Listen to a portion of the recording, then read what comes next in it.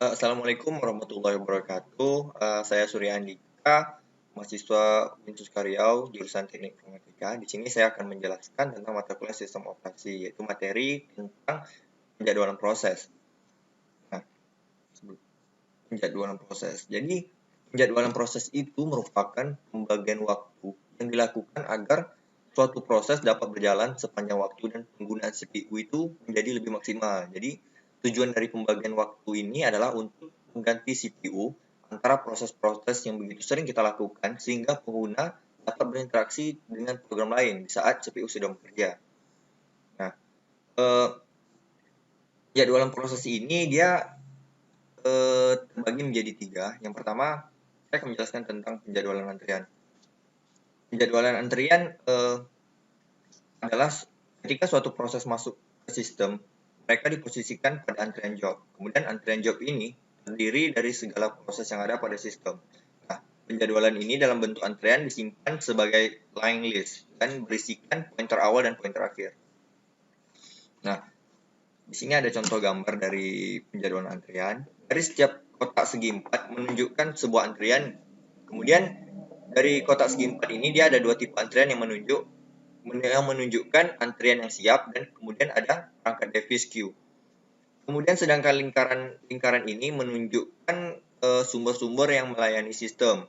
Jadi satu dari beberapa kejadian ini dapat terjadi sebagai berikut. Nah, yang pertama, proses dapat mengeluarkan permintaan I/O dan diletakkan dalam antrian I/O atau input output. Kemudian proses dapat membuka subproses yang baru dan menunggu terminasinya sendiri.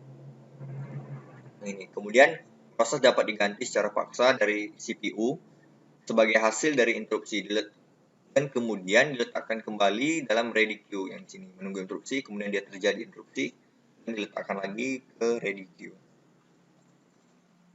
Nah, yang kedua ada scheduler. Jadi scheduler itu dibagi menjadi dua, ada dua bentuk penjadwalan. Yang pertama ada long term scheduler atau job schedule. Jadi penjadwalan ini menyeleksi proses-proses apa yang harus dibawa ke antrian ready queue. Nah, sebelum masuk ke penjadwalan antrian itu yang tadi, dia melalui proses ini. Dan kemudian ada short term scheduler atau CPU scheduler. Jadi penjadwalan ini akan memilih proses yang siap untuk dijalankan dan mengalokasikan CPU ke salah satu dari proses-proses tersebut. Kemudian di sini ada contoh. Kemudian penjadwalan lain setelah long term dan short term scheduler ini adalah medium term scheduler. Nah, di bawah ini ada contoh dari medium scheduler. Jadi penjelasan tentang long term dan short term ini, short term ini dia sering terjadi dalam milidetik, sangat cepat. Kemudian setiap proses dijadwalkan dengan sangat cepat. Sedangkan long term scheduler dia terjadi sangat jarang.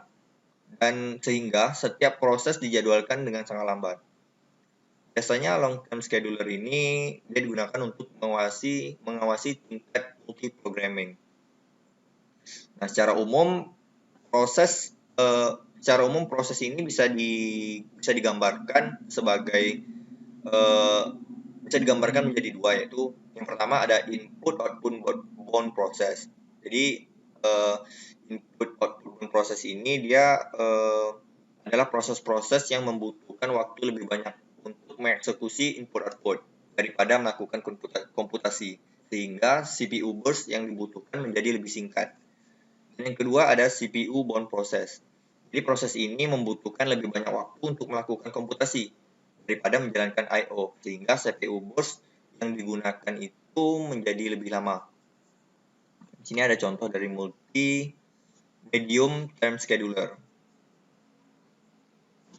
Kemudian yang ketiga, yang terakhir, kita masuk ke context switch.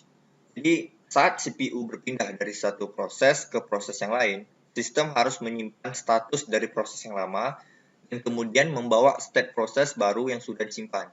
Jadi apa itu context switch? Jadi context switch itu adalah komputasi proses untuk menyimpan suatu proses dan memulihkan keadaan konteks dari sebuah CPU. Jadi sehingga di lain waktu dari titik yang sama, eksekusi dapat dilanjutkan saat terjadi perpindahan proses.